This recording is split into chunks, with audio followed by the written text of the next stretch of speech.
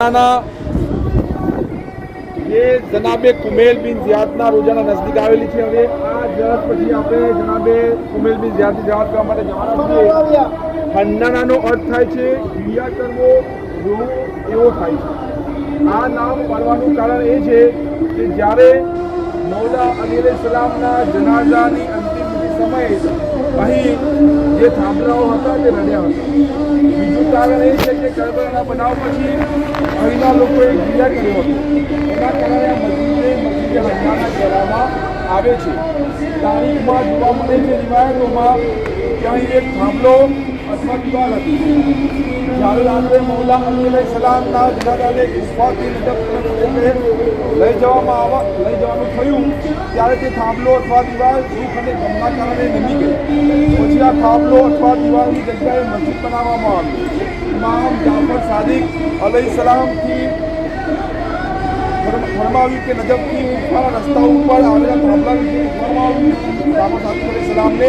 તો આમે ફરમાવ્યું કે જ્યારે મૌલા અલી અલૈહિસ્સલામના જનાઝાને રાતના સમયે અહીંથી જવાનું થયું ત્યારે તે દુઃખ અને ગમના કારણે નમી ગયા। જેવી રીતે અબ્દુલ મુત્તલિબના આવવાના સમયે અબ્રાહનું પગ નમી ગયું।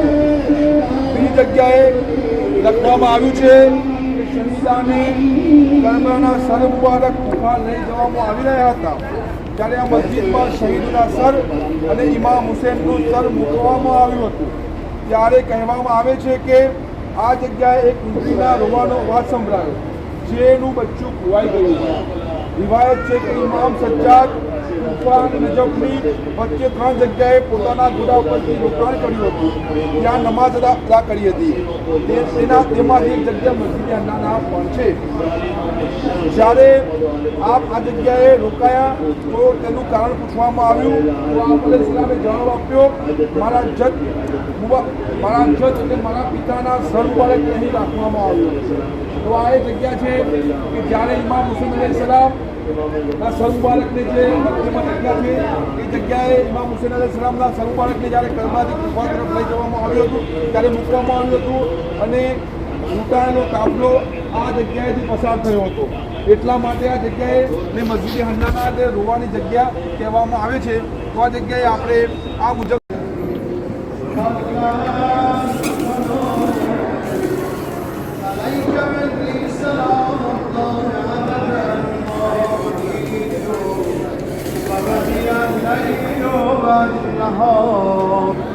فلو جعله الله آخر العهد مني بزيارتكم همه با هم سلام بر عبدالله بدیم خودرس ملک سلام ما رو برسونه خدمت ارباب به نیابت از همه ملتمسین آرزومندان السلام علی الحسین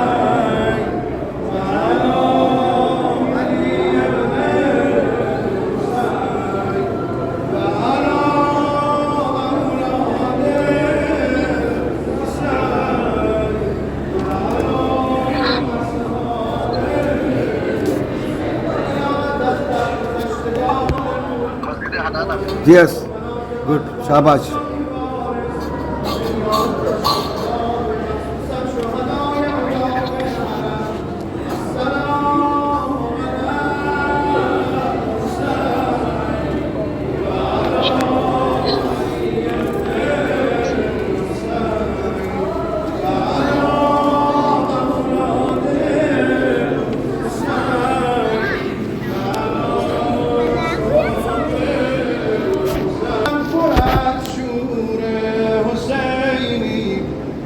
حبیبی یا حسین هر عزیزی نماز خونده حرکت کن